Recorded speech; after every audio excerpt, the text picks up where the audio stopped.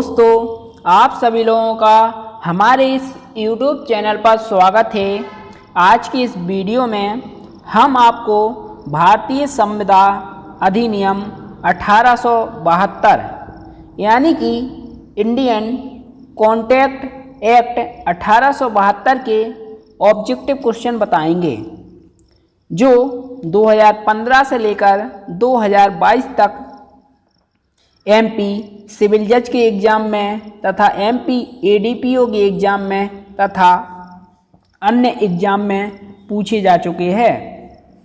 यह part first होगा। इसका सेकंड पार्ट हम अपने यूट्यूब चैनल पर जल्दी ही अपलोड कर देंगे। यह ऑब्जेक्टिव क्वेश्चन हिंदी और इंग्लिश दोनों में होंगे। पहला ऑब्जेक्टिव क्वेश्चन पूछा गया, जहां किसी करार के दोनों पक्षकार ऐसे तथ्य के बारे में जो करार के लिए मम्रभूत है भूल में हो, वहाँ करार होता है। दोस्तों, इसका ए ऑप्शन है शून्य करणीय, बी शून्य, सी ऑप्शन अवैध, डी न्यायालय में परिवर्तनीय नहीं है। इसका जो बी ऑप्शन है शून्य बिल्कुल सही होगा, क्योंकि ऐसा करार हमेशा शून्य होता है। इसके बाद दूसरा पूछा गया था, भारतीय संविदा अधिनियम की धारा 4 के अनुसार प्रतिग्रहण की संसूचना प्रतिग्राह्यता के विरुद्ध तब संपूर्ण हो जाती है जब संसूचना कब संपूर्ण हो जाती है। इसे धारा 4 से पूछा गया था। इसका जो ए ऑप्शन है वह प्रस्तावक के ज्ञान में आ जाती है तो ऐसी संसूचना पूर्ण हो जाती है, इसलिए इसका ए ऑप्शन सही होगा। इसके बाद अगला पूछा गया, कौन सी संविदा विशिष्टता परिवर्तनीय है। इसका जो ए ऑप्शन है बी के द्वारा जबलपुर में विश्वविद्यालय में विधि का व्याख्यान देने की संविदा, यह बिल्कुल गलत है। विवाह की संविदा, ये भी गलत है। सी ए की आवश्यकता अनुसार माल की पूर्ति करने की बी के साथ संविदा, यह भी नहीं है, यानी कि इसका डी ऑप्शन होगा। इनमें से कोई नहीं।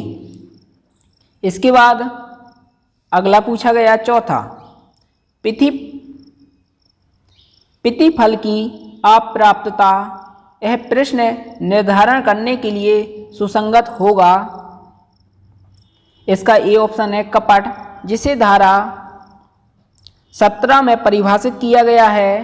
बी दुष्प्रदर्शन, इसे धारा 18 में परिभाषित किया गया है। सी असम्यक असर, इसे धारा 16 में परिभाषित किया गया है। और डी ऑप्शन है स्वतंत्र सम्मति, इसे धारा 14 में परिभाषित किया गया है। सुसंगत होगी, इसका जो डी ऑप्शन है स्वतंत्र सम्मति बिल्कुल सही होगा, डी ऑप्शन।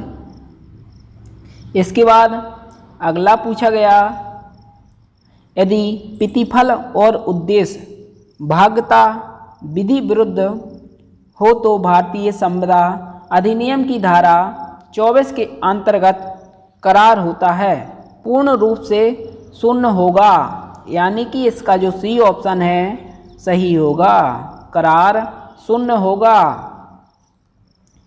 इसके बाद अगला पूछा गया,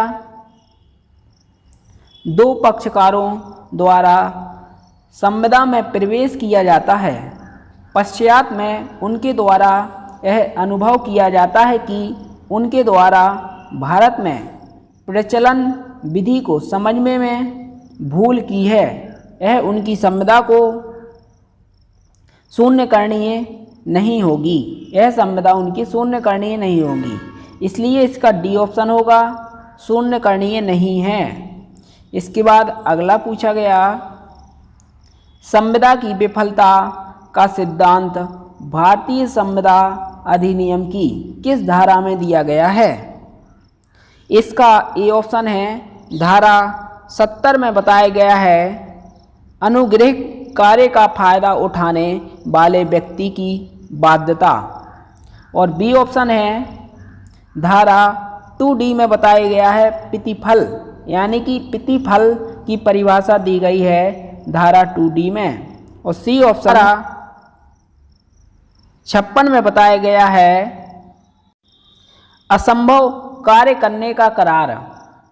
और डी ऑप्शन है धारा 73 संविदा भंग द्वारा कारित हानि या नुकसान के लिए प्रतिकर। इसका जो सी ऑप्शन है बिल्कुल सही होगा, क्योंकि असंभव कार्य करने का करार के बारे में बात करती है, इसलिए इसका सी ऑप्शन सही होगा, धारा 56। इसके बाद अगला पूछा गया दुकान के शोकेस में प्रदर्शित कीमत की शिल्प लगा माल है। दोस्तों, दुकान पर शोकेस पर कोई डिजाइन लगाई जाती है जिससे ग्राहक आकर्षित हो, यानी कि आमंत्रण हो ग्राहकों का, इसलिए इसका ए ऑप्शन होगा प्रस्ताव के लिए आमंत्रण। इस प्रकार आप इसे सोच सकते हो, कभी आपका ऑप्शन गलत नहीं होगा। इसके बाद अगला रुई की सौगाठ है। बी को बेचने की संविदा उससे ए करता है संविदा बी से, और तत्पश्चात उसे पता चलता है कि सी की ओर से बी अभिकर्ता के रूप में कार्य कर रहा था। ए उस रुई की कीमत के लिए बाद ला सकता है सी और बी दोनों पर, यानी कि इसका जो सी ऑप्शन है बिल्कुल सही होगा। बी या सी या दोनों के विरुद्ध बाद ला सकता है। 9 में का सी ऑप्शन है। आप इस प्रकार डायग्राम बनाकर समझिए। इसके बाद अगला पूछा गया 10वां संविदा अधिनियम के तहत कब एक करार संविदा बन जाता है। ए ऑप्शन विधि द्वारा परिवर्तनीय हो, बी संविदा के लिए सक्षम पक्षकार भी होने चाहिए, सी पक्षकारों की स्वतंत्र सम्मति हो। यह तीनों चीज़ें हैं तो वह करार संविदा बन जाती है, इसलिए इसका डी ऑप्शन सही होगा। इसके बाद अगला पूछा गया बीमा की ऐसी संविदा जो कि किसी घटना के घटित होने पर निर्भर करती है किस श्रेणी के अंतर्गत आएगी, यानी कि किसी घटना के घटित होने पर निर्भर करती है। यह कैसी संविदा है? यह एक समाश्रित संविदा है। इसे धारा 31 से पूछा गया था, इसलिए इसका ए ऑप्शन सही होगा। समाश्रित संविदा ऐसी संविदा होती है जो किसी दूसरी घटना के घटित होने पर निर्भर करती है। और इसका जो बी ऑप्शन है क्षतिपूर्ति की संविदा को धारा 124 में परिभाषित किया गया है, और सी ऑप्शन प्रत्याभूति की संविदा को धारा 126 में परिभाषित किया गया है। डी ऑप्शन अर्ध संविदा को धारा 68 से 72 तक परिभाषित किया गया है। इस अर्ध संविदा को ही कौशी कॉन्ट्रैक्ट के नाम से जाना जाता है। इसके बाद अगला पूछा गया अविवाहित रहने का करार शून्य होता है, यानी कि इसका जो बी ऑप्शन है बिल्कुल सही होगा। इसे धारा 26 से पूछा गया था। इसके बाद अगला आता है बीमा की संविदा। बीमा की संविदा एक क्षतिपूर्ति की संविदा होती है। क्षतिपूर्ति की संविदा के बारे में धारा 124 में बताया गया है, इसलिए इसका डी ऑप्शन सही होगा। इसके बाद अगला पूछा गया एक व्यापारी ए कुछ माल बी के घर पर छोड़ देता है। बी उस माल को अपने माल के रूप में बताता है। उसके लिए ए को संदाय करने के लिए वह आबद्ध है। इसका जो बी ऑप्शन है भारतीय संविदा अधिनियम की धारा 70 के अंतर्गत। धारा 70 कहती है अनुग्रह कार्य का फायदा उठाने वाले व्यक्ति की बाध्यता, यानी कि ऐसे व्यक्ति की बाध्यता जो किसी दूसरे व्यक्ति के घर में कोई अपनी वस्तु छोड़ देता है, लेकिन वह व्यक्ति उस वस्तु को अपना बताता है, तो धारा उसी के बारे में बात करती है। इसलिए इसका बी ऑप्शन सही होगा। इसके बाद अगला पूछा गया, ऐसी संविदा जिसमें समय संविदा का मम्र ना हो, संविदा का विशिष्ट समय पर या उसके पूर्व पालन करने में असफल रहने से। इसका जो बी ऑप्शन है, वचन ग्राह्यता ऐसी असफलता से हुई किसी भी हानि के लिए वचनदाता से प्रतिकर प्राप्त करने का हकदार है, यानी कि इसका जो बी ऑप्शन है बिल्कुल सही होगा। इसके बाद अगला पूछा गया, निम्नलिखित में से किसमें प्रतिफल की आवश्यकता नहीं होती है। ए ऑप्शन है उपनिधान की संविदा, बी प्रत्याभूति की संविदा, सी अभिकरण की संविदा, डी बीमा की संविदा। प्रतिफल की आवश्यकता नहीं होती है, उसका जो सी ऑप्शन है अभिकरण की संविदा में, इसलिए सी ऑप्शन सही होगा। इसके बाद अगला पूछा गया, ए जादू से गुप्त निधि का पता चलाने का बी से करार करता है। ए करार करता है बी से। संविदा अधिनियम के तहत यह करार है। संविदा अधिनियम के तहत यह करार शून्य है, यानी कि ए ऑप्शन सही होगा। इसके बाद अगला, ए और बी इस गलत विश्वास पर संविदा करते हैं कि एक विशिष्ट ऋण भारतीय परिसीमा विधि द्वारा वर्जित है। इसका जो बी ऑप्शन है, संविदा शून्य करणीय नहीं है, बिल्कुल सही होगा। इसके बाद अगला पूछा गया, बी ए को 10,000 रुपये देता है, यानी कि बी ए को देता है 10,000 रुपये, लेकिन यह कर्ज परिसीमा अधिनियम के अंतर्गत अवधि बाधित हो जाता है। इस कर्ज के एवज में ए बी को 500 रुपये देने का लिखित आश्वासन देता है। इसका जो ए ऑप्शन है, यह कोई संविदा नहीं है, बिल्कुल सही होगा। यह किसी भी प्रकार की संविदा नहीं है। इसके बाद अगला पूछा गया, ए नाम का व्यक्ति बी नाम के व्यक्ति से घोड़ा खरीदने की स्वीकृति देता है। सौदा करने के समय घोड़ा मर चुका था, यद्यपि किसी पक्षकार को इस तथ्य की जानकारी नहीं थी। अगर कोई व्यक्ति मर चुका है तो वह करार शून्य हो जाएगा, इसलिए इसका ये ऑप्शन है, यह करार शून्य है। इसके बाद अगला, ए सी को पीटने के लिए नियुक्त करता है। ए नाम का व्यक्ति है, सी नाम के व्यक्ति को पीटने के लिए ए को नियुक्त करता है तथा यह करार करता है कि इससे होने वाली किसी भी आपत्तियों को वह संभाल लेगा। बी है जो सी को पीट देता है। बी नाम का व्यक्ति सी नाम के व्यक्ति को पीट देता है और ऐसा करने के लिए सी को हर्जाना देता है बी। तो इसमें कौन सी कंडीशन सही होगी? हर्जाना देने के लिए ए ने तो कहा नहीं है। इसका जो सही ऑप्शन है सी ऑप्शन होगा।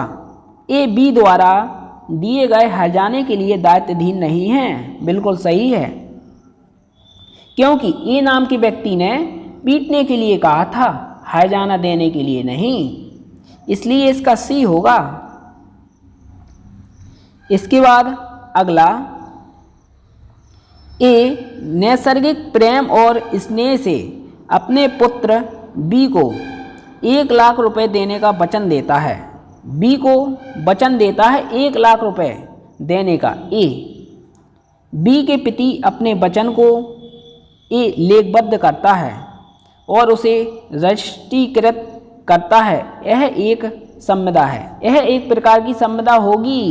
इसका ए ऑप्शन सही है। इसके बाद अगला पूछा गया, प्रस्तावना को वचन में संपरिवर्तित करने के लिए प्रतिग्रहण। इसका ऑप्शन दोस्तों आप हमारे कमेंट बॉक्स में कमेंट कर बताइए।